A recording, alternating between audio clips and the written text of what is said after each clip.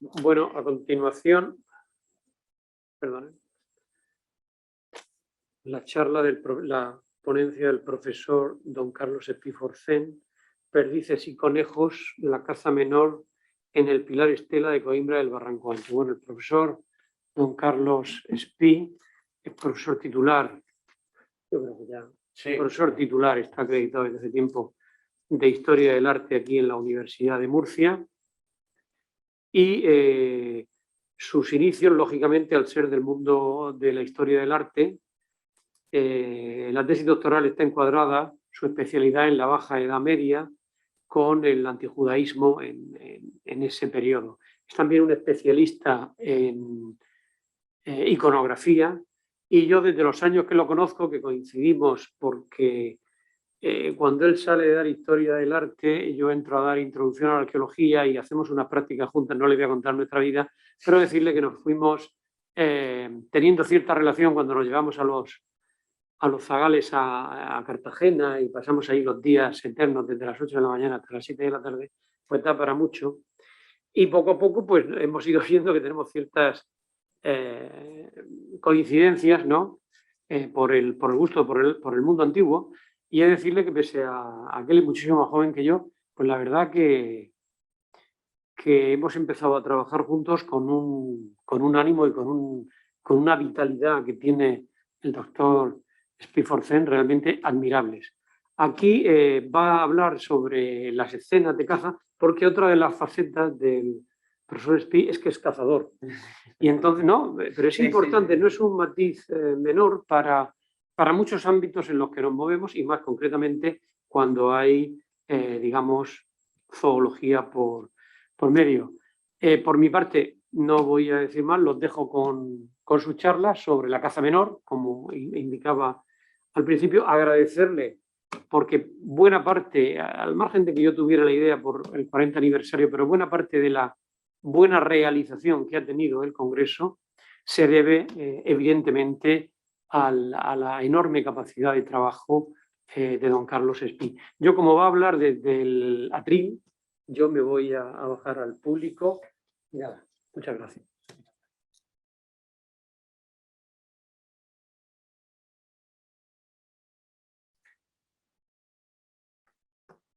No sé si hará falta esta o creo que tengo otro micrófono aquí. Bueno, yo quería hablar de Telatril, si no les importa, porque me siento más cómodo de pie. De hecho, los alumnos que estén aquí conmigo en clase saben que odio absolutamente dar clase desde el pupitre, desde la mesa, porque me siento poco conectado y de alguna manera me siento mucho más conectado con el público de pie, y si pudiese haría como hago en clase, que me voy metiendo por ahí por las filas y dándole el follón a cada uno que veo con cara aburrido para despejarlo. Pero bueno, no voy a hacer eso aquí porque no es posible, no es una clase, es una conferencia, y por lo tanto voy a intentar ser lo más formal posible en mi postura, pero por lo menos huir del pupitre al que le tengo pánico. En primer lugar, quería agradecer las palabras del profesor García Cano. Si él siente alguna estima por mí, la que yo siento por él es muchísimo mayor, porque me ha hecho conocer un mundo que me resulta absolutamente fascinante y por el que cada vez me encuentro más embaucado y me da más pereza volver a mi especialidad anterior, ya que me siento completamente ensimismado y entusiasmado por el mundo antiguo y por la cultura ibérica, sobre todo a través de los ojos del profesor García Cano, que a pesar de su dilatada experiencia y la cantidad de años que lleva trabajando en la arqueología ibérica, pues creo que ha sido muestra esta mañana de que sigue viviendo el arte ibérico o la arqueología ibérica con la misma pasión como cuando tenía los 21 años, que hemos visto en muchas de las fotos que ha proyectado, y eso contagia para bien o para mal, y yo pues me siento contagiado por esa pasión que siente por la arqueología. En segundo lugar, a la hora de enfrentarme a esta conferencia, surgió la idea del profesor García Cano, me informó de que efectivamente hacía 40 años que que se cumplía justo ahora el aniversario del descubrimiento del pilar estela de Coimbra del Barranco Ancho, y le propuse que quizá podríamos organizar algo juntos, a pesar de que yo era un poco neófito en la materia, pues le agradezco también que me haya hecho partícipe de este evento, del que me hace muchísima ilusión. Y a la hora de intentar aportar algo a esta disciplina, en la que tanta gente lleva tantos años investigando, pues intenté aportar mi pequeño granito de arena desde un tema que conozco mejor por esta circunstancia que explicaba el profesor García Cano, de la que soy, para bien o para mal, soy cazador, y eso sé que a veces no es muy bienvenido en los círculos universitarios. Es una tradición como puede ser la pesca o pueden ser otras tradiciones, pero por lo menos sí que creo que me permite ver o conocer las experiencias que tuvieron en el mundo antiguo o en el mundo de la Edad Media respecto a un tema que fue tan importante en la historia de la humanidad como es el tema de la caza. Hoy en día pues estamos acostumbrados a ir a un supermercado y comprarnos un filete y hacérnoslo, y a no pensar de dónde viene eso, pero en el mundo antiguo pues eso no era así. Y por lo tanto, como era algo tan vital para ellos, y en el mundo medieval también, en el mundo antiguo, en el mundo medieval y en general a lo largo de la historia del arte, pues ha ocupado una buena parte de la iconografía de la historia del arte, que es más fácil conocer si uno conoce un poco ese mundo. De hecho, me ha ocurrido que al meterme en estos temas, cuando me he encontrado con artículos de investigadores que no conocían muy bien del tema del que estaban hablando, pues llegaban a veces a algunas conclusiones un poco erráticas, pero que creo desde mi punto de vista son fruto del desconocimiento de este mundo. Creo que conocer este mundo me va a permitir acercarme de una manera más aproximada a algunos de los aspectos que para los íberos de hace 2500 años podían ser vitales, ya que la caza pues, no ha cambiado mucho en estos 2500 años. Ahora hay escopetas, antes no las había, pero en esencia sigue siendo igual. Y de hecho, uno de los monumentos más importantes de la cultura ibérica, como es el monumento funerario o el pilar estela de Coimbra del Barranco Ancho de Jumilla, he querido ver o he podido ver que de forma un poquito menos explícita que en otros contextos artísticos o cerámicos, pues sí que se puede ver una referencia a la caza, o por lo menos a mí me lo ha parecido, aunque he de señalar que una de las dificultades que tenemos los historiadores del arte y arqueólogos a la hora de enfrentarnos al arte ibérico es la falta de fuentes, y eso sí que he notado que es un hándicap, si me permite la palabra contemporánea, respecto al arte de la Baja Edad Media, donde hay muchísimas fuentes, hay muchísimas crónicas, hay muchísimos relatos, hay muchísimos textos, y uno pues a la hora de analizar las imágenes lo tiene relativamente fácil para contrastarlo con las fuentes escritas, mientras que en el mundo ibérico pues a veces no lo tenemos nada fácil porque ni siquiera conocemos el idioma, y esto invita a que cualquier imagen que nosotros vemos, que es una de las principales fuentes de información de las que hoy gozamos para conocer y profundizar sobre la cultura ibérica, pues tenga un significado un tanto poliédrico en el que quizá varios significados conviven. Y de lo que he podido leer de varios investigadores, normalmente cuando hacen una propuesta nunca se atreven a descartar otras propuestas, porque varias propuestas pueden ser válidas en una misma imagen. Por lo tanto, yo vengo a hacer una propuesta, no una propuesta categórica, ni muchísimo menos, pero vengo a hacer una propuesta un poco distinta de este monumento, derivada pues, de mis lecturas y de mis conocimientos del mundo cinegético. Bien, por lo tanto, la conferencia de hoy, la caza menor en el pilar estela de Coimbra del Barranco Ancho, se va a basar en el hecho, como decía el profesor Juan Blánquez en la conferencia anterior, de que el jinete está pisando dos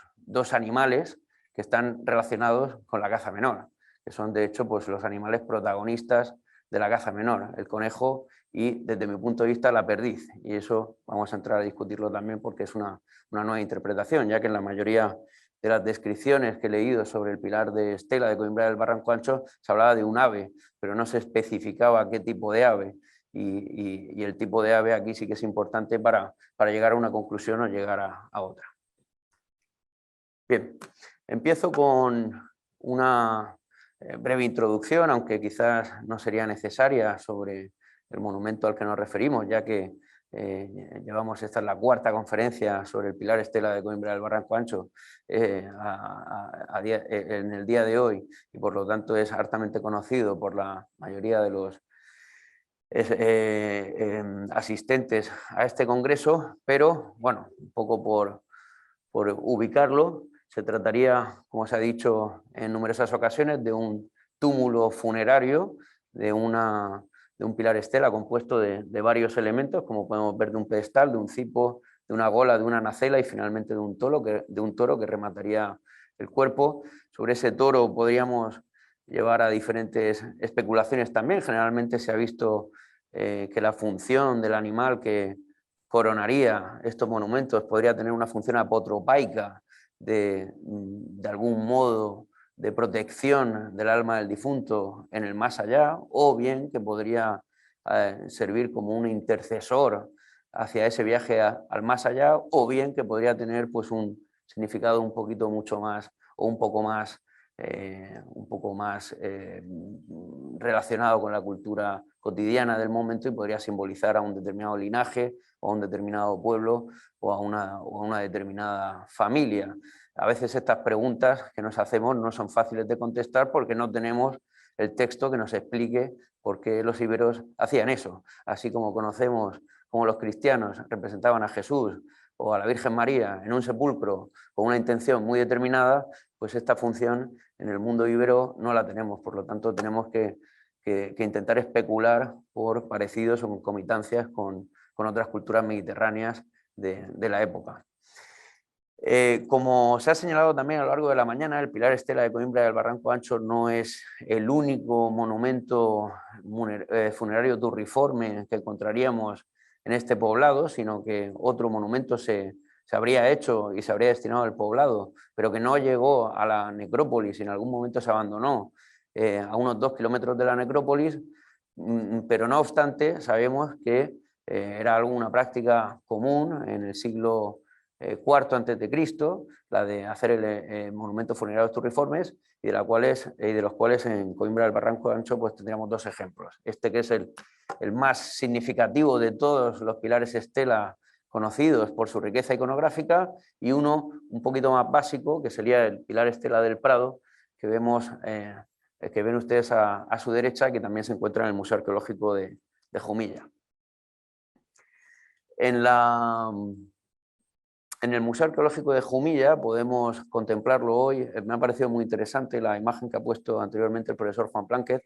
porque veíamos esa reconstrucción con los elementos en la exposición que se hizo hace unos años, pero hoy en el Museo Arqueológico de Jumilla lo vemos separado. Por lo tanto, veríamos, o por lo menos como se veía hace unos años, antes de la pandemia. Después de la pandemia no me he acercado por allí, pero me imagino que la exposición pues, no será muy distinta. Pero veríamos por un lado la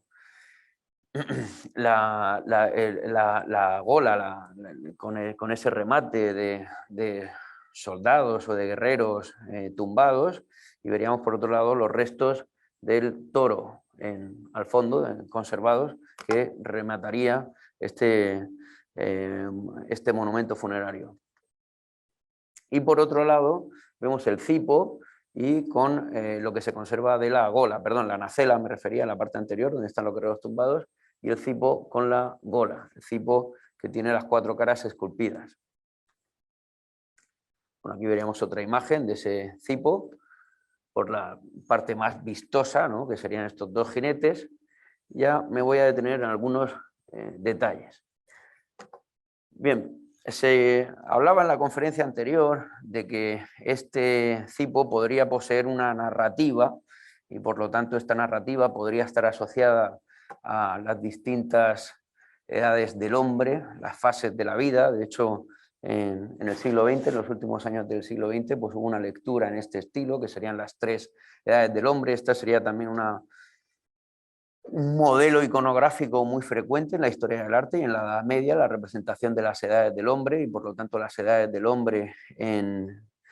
antes de la muerte tendría un sentido pleno en un contexto funerario. Incluso se llegó a interpretar que la escena que acabamos de ver, por eso podríamos interpretar esta lectura o esta reconstrucción en una lectura distinta, ¿no? Se llegó a interpretar que la escena del contacto del alma del difunto o del difunto empequeñecido frente a la divinidad podría ser la infancia del niño despedido, ¿no? Por su padre o por su madre para empezar la vida. Eso es una interpretación antigua, aunque la interpretación que ha hecho el profesor Juan Blánquez está mucho más extendida hoy en día, de que sería el contacto de la divinidad, pero si lo leyésemos así, sería, en ese caso sería el niño y de alguna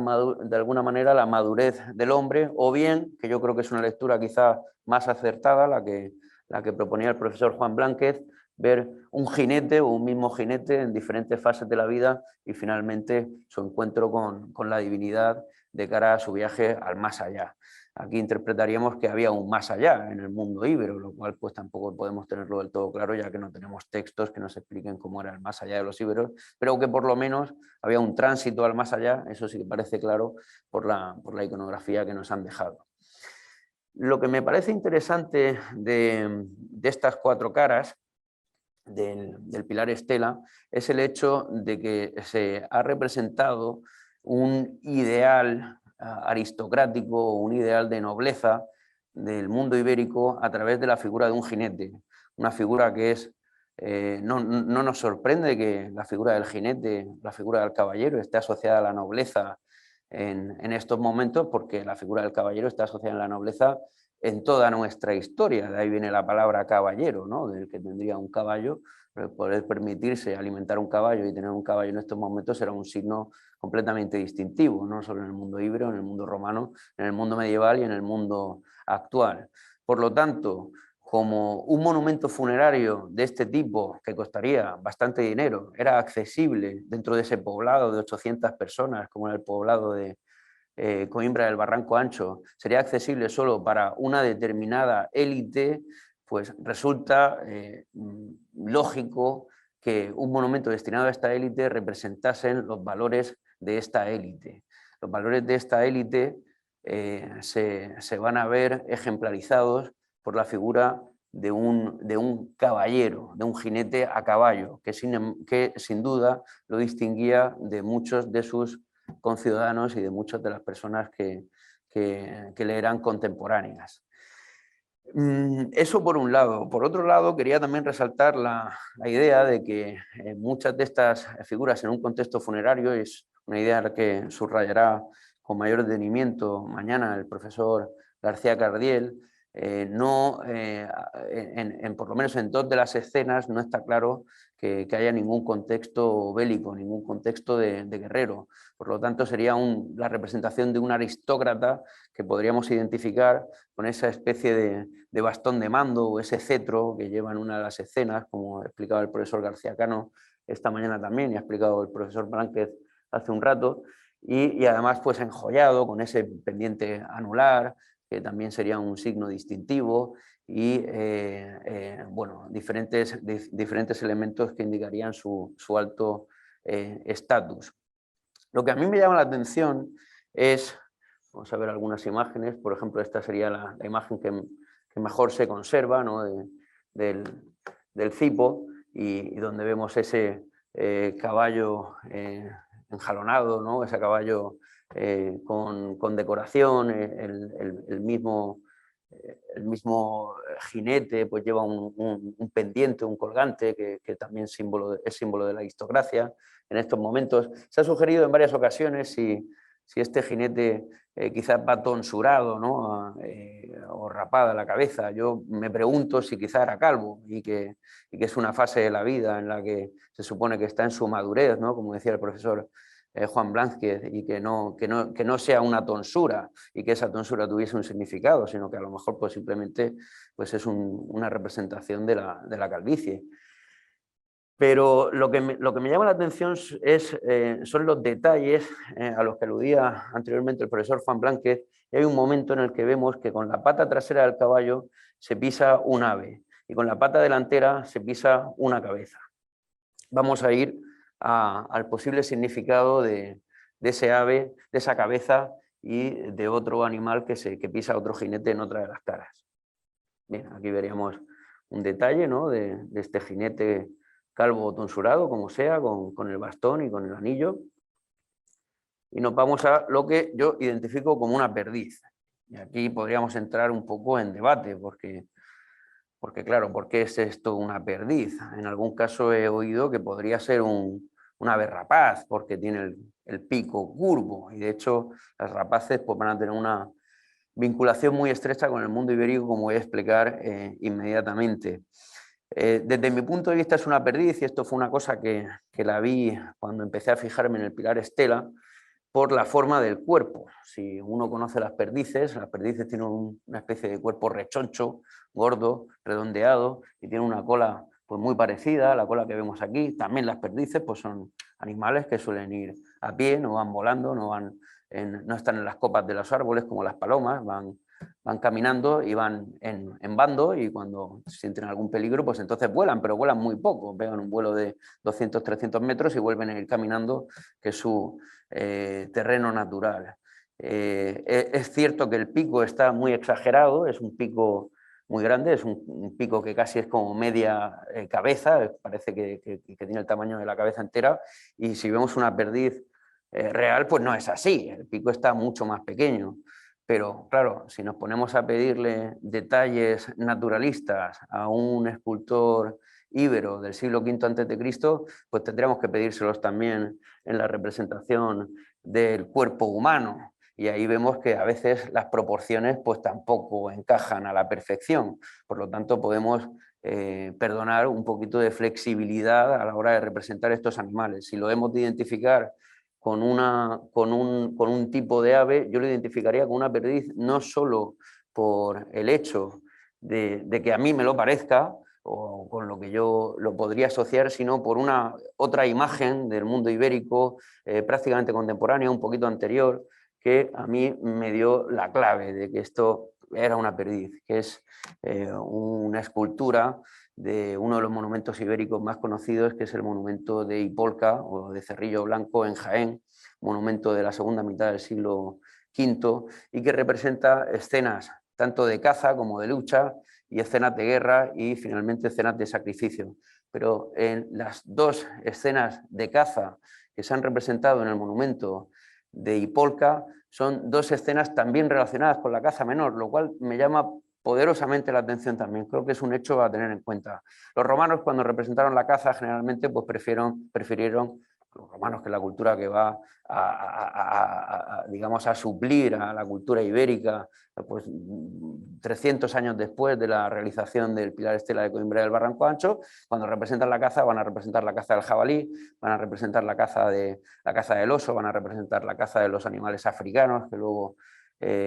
sacrificaban en los anfiteatros, pero rara vez, solo en época tardoantigua, van a empezar a representar la caza menor. No les resulta tan interesante, ya que la caza mayor, incluso en la Edad Media, se representa mucho más la caza mayor, porque se considera un signo de virilidad. Mientras que en el monumento de Ipolca, de finales del siglo V a.C., se escogen dos escenas de caza que se ponen a colación con muchas escenas de guerra y de batalla, y estas dos escenas son escenas de caza menor. Y una de ellas es caza de perdices. Y aquí, ¿por qué creo que estos son dos perdices? Tienen ese mismo cuerpo rechoncho propio de las perdices, la misma anatomía, los cuellos, los picos están asimismo muy exagerados, pero el tamaño de estas figuras no nos permite identificarlas con aves rapaces. Aparte de que las aves rapaces no se cazan y no se comen, por lo tanto no pueden ser aves rapaces. Además, estas dos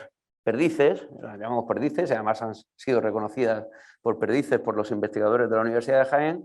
van en una colgadera que es exactamente igual a las colgaderas que se utilizan hoy en día en la caza de perdices. Además, las perdices pues, son unos animales de consumo muy rico y exquisito, ¿no? A lo largo de la historia. De ahí vendría la frase de vivieron felices y comieron perdices, porque se han considerado un manjar y se consideran probablemente un manjar en esta época también. Si alguno no ha comido perdiz, pues les recomiendo que se las coma porque están muy buenas, ¿no? Por lo tanto, tenemos aquí una escena de caza de perdiz y interpreto este caballero cuyo caballo pisa una perdiz como una alusión a la caza de perdiz por parte de un aristócrata y por lo tanto un símbolo de estatus. Ahora nos vamos a otra cuestión que a mí me resulta también bueno, aquí vemos un detalle de las perdices, de este monumento de Cerrillo Blanco, y ahora nos vamos a la cuestión de cómo cazarían estas perdices. Y aquí encontraría Quiero buscar, o me parece que puedo encontrar un apoyo a una de las hipótesis que hemos planteado el profesor García Cano y yo en un artículo que nos han terminado de aceptar esta mañana para la revista del Museo de Historia Natural de París, antropozoológica, en el que proponemos que los íberos quizá practicaron la cetrería, la caza con aves rapaces. Vamos a ver un poco cómo podrían cazarlas. Bien, en esta cerámica del Museo Arqueológico de Murcia, que procede de Cieza, de Volvax, vemos una escena similar a nivel tipológico al pilar estela de Coimbra del Barranco Ancho, de Coimbra del Barranco Ancho, en el que contemplamos 4 jinetes, a la falta de un quinto jinete, con una serie de símbolos que los identifican, o símbolos que les son propios.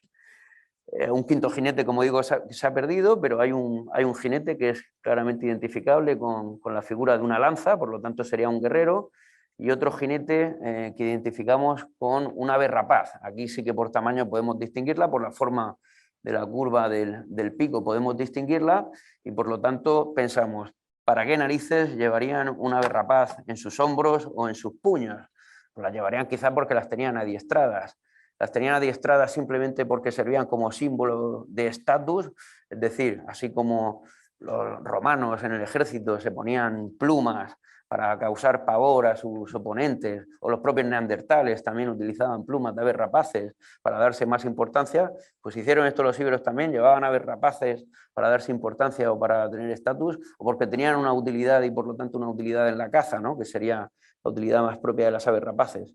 Pues proponemos que quizás las utilizarían para cazar. ¿Y para cazar qué cazarían? Pues cazarían caza menor, que es lo que se caza con los Azores, ¿no? Con las aves rapaces de pequeño tamaño, fundamentalmente, conejos y perdices, que al fin y al cabo es lo que se representa en el pilar estela de Coimbra del Barranco Ancho. No es un caso único el Gutus pixis o el Gutus pixi de Volvax en el Museo Arqueológico de Murcia, en Cieza, sino que en las monedas de Secaiza del siglo II a.C., cerca de la ciudad de Calatayud, en Zaragoza. Secaiza es un yacimiento celtíbero, pero que, bueno, que tiene una estrecha relación con la cultura íbera también. Se acuñaron las típicas monedas íberas que representarían a un jinete, a un guerrero con una lanza, pero además hubo una variante que es más interesante en la que se incluyen aves rapaces. A veces esta escena se ha identificado como que podría ser una insignia militar romana, algo así propio, una derivación del símbolo de la legión romana, pero el hecho que hace que esa identificación no sea posible es que encontramos esta moneda con el ave rapaz detrás y la encontramos con el ave rapaz delante también, lo cual significa que parece una representación realista de cómo llevarían las aves rapaces, aunque hoy en día en la cetrería las aves rapaces se llevan sobre puño, pero es posible que ellos las llevasen sobre puño también, pero que luego el artista determinado las representase sobre palo, o que a lo mejor conocían algún otro método de llevarlas. Y además poseemos un calazos, una cerámica de sombrero de copa, que es muy interesante para demostrar que en cierto modo sí que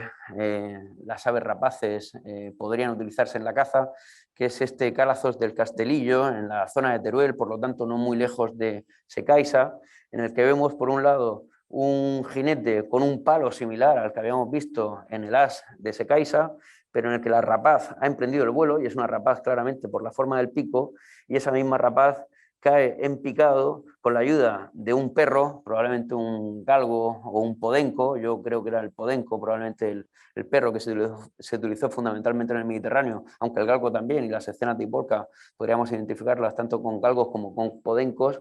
que cae directamente sobre un lepórido, una liebre o un conejo, ¿no? Podría ser un conejo, podría ser una liebre, desde luego, si ya son difíciles de distinguir a veces para el ojo humano en el terreno, en la cerámica ibérica nos van a resultar más difíciles de distinguirlas todavía. Por lo tanto, es posible que la representación de la perdiz debajo del caballo en el jinete de Coimbra del Barranco Ancho aludiese a ese estatus de aristócrata como cazador de perdices, bien que esas perdices las cazase en cetrería, como podrían ilustrarnos estas imágenes que acabo de exponer, o bien que las cazasen de otra manera, porque si nos atenemos a representaciones antiguas de la caza de la perdiz, nos vamos a encontrar que, bueno, los romanos no utilizaban la cetrería. Este es un ejemplo, los romanos en general y los griegos no conocieron la cetrería. Los íberos, por lo tanto, esta hipótesis lo que nos vendría a llevar es a plantear que los íberos serían una excepción en el mundo antiguo. Los romanos utilizaban las rapaces, utilizaban los gavilanes en concreto, que son rapaces pequeñas, para amilanar a los tordos, a los zorzales en las oliveras. Y esto es lo que vemos aquí en esta imagen, en un mosaico muy conocido de la villa del Casale de Piazza Armerina, en Sicilia, en el cual vemos dos cazadores que llevan rapaces, las llevan en las manos, pero no las sueltan, sino que en los zorzales, que es un tipo de pájaros que normalmente que también están muy buenos, para el que quiera probarlos alguna vez, que se esconden en las oliveras, se quedaban asustados ante la presencia de la rapaz y no se movían. Y de esa manera, con cañas, los pajareros o cazadores podían atrapar los zorzales, pero sería una forma distinta completamente a la caza a la cetrería que sí que podrían haber practicado los íberos. En este mosaico ya del siglo V sí que vemos del norte de África, sí que vemos en la parte alta un cetrero con una rapaz que va con una perdiz colgada que ya ha cazado con la rapaz y que además se dispone a cazar posiblemente una liebre que se encuentra encamada en ese arbusto que tiene delante. Y la parte baja es muy interesante porque vemos la caza de la perdiz con redes. Las perdices, uno cuando va por el monte van normalmente a unos 20 metros por delante corriendo antes de volar, porque saben que si vuelan se la juegan, y era fácil cazarlas de esa manera, preparando redes de tal manera que caerían en las redes sin ser conscientes de que se estaban metiendo en unas redes antes de que emprendiesen el vuelo. Y esta práctica pues también se ha representado en un mosaico romano. Otra forma que los romanos tuvieron de cazar las perdices fue con el reclamo. Esto se representa en varios mosaicos, pero este es el mosaico más claro. Las perdices cantan para atraer a sus congéneres y muchas veces pues, se podían utilizar perdices en una jaula para que atrayesen a otras y de esa manera pues, atraparlas con algún tipo de red, una práctica que se sigue practicando hoy y que quizá los íberos pudieran conocer también. Planteo aquí diversas hipótesis de cómo podrían haber cazado los íberos esas perdices o esa perdiz que vemos representada en el pilar estela de Coimbra del Barranco Ancho. Además de la perdiz, en esta cara del cipo se ve que el caballo ha apoyado su cabeza su pata sobre una cabeza. Vamos al detalle. Perdón. Un momentito, no sé si se ve mejor aquí, pero a ver. Serían los ojos, la nariz, es una cabeza. Hablaba el profesor Blánquez en la conferencia anterior que quizás es una forma de protección y lo comparaba con leones en el arte romano, en la que se ve que parece que protegen a individuos. Es una imagen que también se perpetúa en la Edad Media, esta representación del león con un personaje entre sus garras. De hecho se representaba normalmente en los portales de las iglesias románicas, copiando el arte romano precisamente, pero también a veces se representaban a los animales comiéndose gacelas. Por lo tanto, bueno, podría ser un símbolo de protección o podría ser un símbolo de derrota del guerrero. De hecho, pues en Ullastret, que es una población íbera de Cataluña, pues sabemos que que los íberos tenían la costumbre, igual que los pueblos celtas, de colocar los cráneos de los guerreros derrotados en batallas en las fachadas de sus viviendas. Por lo tanto, podríamos interpretarlo también, no digo que las explicaciones sean exclusivas ni muchísimo menos, pero podríamos interpretarlo también como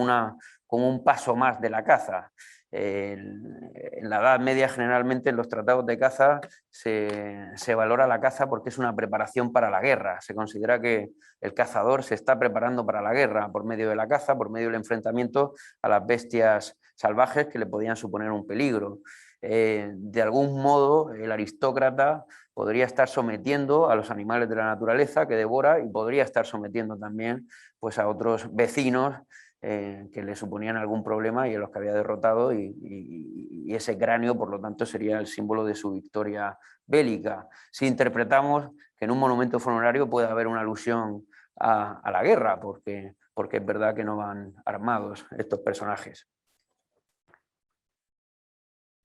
Otro de los jinetes, o el mismo jinete en un momento diferente de su vida, aquí no estaría calvo, aquí tendría pelo, aparece a caballo y pisando un conejo. No sabemos si la parte delantera estaría pisando una cabeza también, porque no se ha conservado. Podría ser que hubiese otra cabeza que no se ha conservado, pero en este caso sí que lo identificamos con un conejo. Es fácilmente identificable, no puede confundirse con una ardilla ni con ningún otro animal. Cualquiera que haya visto un conejo en su vida, pues esto es un conejo rechoncho. Podría ser una liebre, pero bueno, a lo que más se parece es a un conejo. La liebre sería un poco más grande, en cualquier caso. Un conejo o una liebre, para el caso más o menos, da lo mismo. Este conejo, por supuesto, lo podrían cazar con cetrería, lo podrían cazar con hurones, porque tenemos una descripción de Estrabón en la que nos dice que los turdetanos en Andalucía, los íberos de Turdetania, cazaban los conejos con hurones, o bien los podían cazar con galgos o con podencos, sobre todo los galgos porque los atrapaban directamente. De hecho, el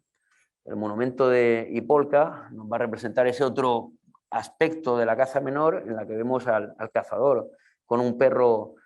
galgo, podenco o una especie de podenco fuerte, pero que sí que habría sido capaz, en cualquier caso, de atrapar a la liebre o atrapar al conejo, y podemos suponer que en este caso la presa la hubiese provocado el propio perro o incluso, como hacían los romanos, pues que capturaban con redes esas presas que eran perseguidas por los perros. Pero bueno, habían diferentes maneras de cazarla, pero en cualquier caso se ha insistido en la inclusión de ese conejo, que no puede ser fortuito, al igual que la perdiz, y que podríamos interpretar como una representación a la actividad cinegética de un aristócrata y del estatus social de un aristócrata genérico del siglo IV a.C., ya que este pilar estela no se hizo en el Coimbra del Barranco Ancho, se hizo en algún otro sitio y luego se llevó allí. O sea, por lo tanto, es un producto genérico que sería vendible en diferentes sitios y que aquí les gustó y lo utilizaron para enterrar a una mujer, ni siquiera a un hombre aristócrata que pudiese identificarse con estos valores de guerra y de caza. Y por último, hago alusión a la última cara, a la cara que terminaría. Bueno, por último, voy a hacer una alusión última a la divinidad, pero vemos este último jinete que se toca la cabeza, aunque también se ha interpretado como que podría estar cogiendo un arma arrojadiza, podría estar cogiendo una lanza, aunque no se ve la lanza por ningún lado, por lo tanto aquí nos movemos en el terreno de la especulación absoluta. También se ha interpretado que podría llevar un yelmo, aunque no lo sabemos. Si llevase ese casco, pues podría ser una alusión a un guerrero. Aquí podría encajar esta lectura del monumento como que la caza y la guerra antes de la muerte, o la caza y la guerra como valores del aristócrata ibérico del siglo IV a.C., y de exaltación de la vida de un hombre ibérico o de la cultura ibérica en general en la vida antes de la muerte, podríamos interpretarlo así, pero si fuese un guerrero, pues estaría en esta lectura de relacionar la caza y la guerra como valores fundamentalmente viriles, aunque esta interpretación podría chocar por el hecho de que muchos otros jinetes en monumentos funerarios, de hecho casi ninguno de ellos o ninguno de ellos están armados, por lo tanto es una lectura un poco difícil, podría ser una excepción. Si fuese así, pues estaría relacionado con esas diferentes etapas de la vida que se han interpretado en el monumento de Ipolca, en el que en un primer momento aparece el entrenamiento, aparece la caza menor y luego pues aparece la guerra como diferentes estadios de la glorificación del guerrero, del héroe o de la virilidad ibérica del siglo V a.C.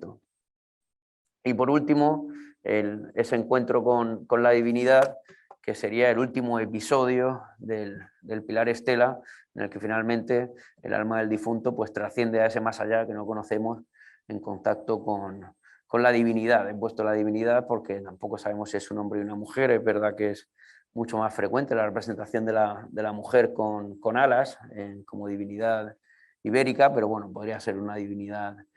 masculina, aunque sea más frecuente la femenina.